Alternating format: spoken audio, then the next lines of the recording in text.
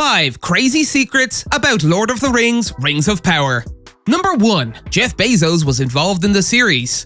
Many people are unaware that Jeff Bezos is a huge fan of the Lord of the Rings franchise. When Warner Brothers and the Tolkien estate offered him the rights to a potential series, Bezos couldn't resist. Amazon was the early frontrunner in the bid and eventually won it. Bezos was personally interested in producing the series and had previously requested that Amazon Prime produce an ambitious fantasy series on the scale of Game of Thrones. Bezos and Amazon couldn't pass up the opportunity to do so through a Lord of the Rings series. And after the show's world premiere, which airs its first 2 episodes on September 1st, we already know that Bezos somehow inserted himself in the film. Bezos delivered a rare speech on the London stage, thanking showrunners Patrick McKay and JD Payne for ignoring his show notes. Bezos jokes, "Every showrunner's dream, and I mean every showrunner, their dream is to get notes on scripts and early cuts from the founder and executive chairman." He then added, "They love that. I need to thank you both for listening whenever it helped. But mostly, I need to thank you for ignoring me at exactly the right times." As much as we cringe at the thought of the guy who writes the checks having a say in the creative process, we have to give Bezos credit where credit is due. He's not starting from scratch.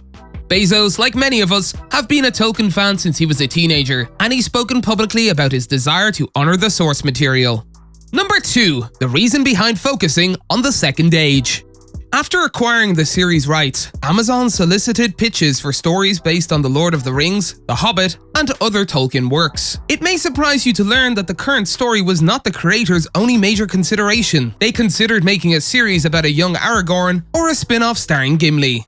When JD Payne and Patrick McKay joined the team, these plans were put on hold. Payne and McKay were given the series after Amazon liked their idea of focusing on the Second Age. The Rings of Power chronicle the events of Middle-earth in this age. During the opening flashback sequence of The Lord of the Rings: The Fellowship of the Ring, we see glimpses of what happened during the First War against Sauron. Morgoth has been defeated, but Sauron is still wreaking havoc by forging the One Ring after duping the elves of Eregion. Sauron begins the War of the Elves by constructing the fortress of Barad-dûr in Mordor. After Sauron is temporarily defeated, men's civilizations rise to prominence, forming the realms of Gondor and Arnor.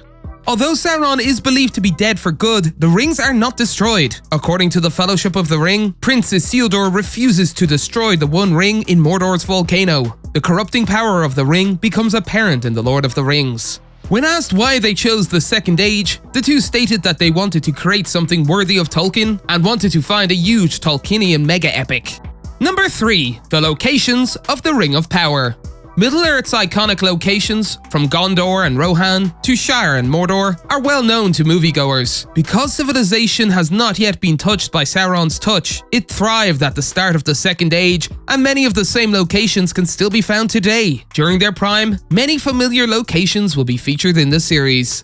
For the first time, fans will be able to see the island kingdom of Númenor and the elf capital of Lindon. Old locations, on the other hand, will make a comeback. Khazad-dûm, which was in ruins due to the Balrog of Moria, will be depicted in all its glory and will undoubtedly be a sight to behold. The Shire, on the other hand, hasn't yet become the haven of peace that it is in Jackson's films. Number 4. Sauron will be more than just a giant eye. Sauron, the eponymous Lord of the Rings, was the greatest subversive Maya, the creator of the One Ring, a renowned student of the Vala Owl, and Morgoth's most trusted lieutenant. Following Morgoth's defeat by the Valar, Sauron rose to become the Second Dark Lord, attempting to conquer Middle-earth and even Númenor through deception, the Rings of Power being the most visible manifestation, or overwhelming legions. Despite the fact that fans have barely seen him in action, Sauron is one of the most iconic movie villains of all time. During the events of the Third Age, he was a giant eye, which no doubt terrified the free beings and fans. Given his role in the Second Age, fans can expect Sauron to take up significant screen time in the Rings of Power. Fans will not only see Sauron build his evil armies, but they will also see him transform into Anatar, the role he takes to deceive the elves into creating the ring. One of the most thrilling aspects of Lord of the Rings lore is Sauron's journey. However, given that the series is already scheduled for 5 seasons, he may not play a significant role in the first season. Number 5. The series evoked Tolkien's tone. Several Game of Thrones writers and developers joined the Rings of Power's production team during the show's production.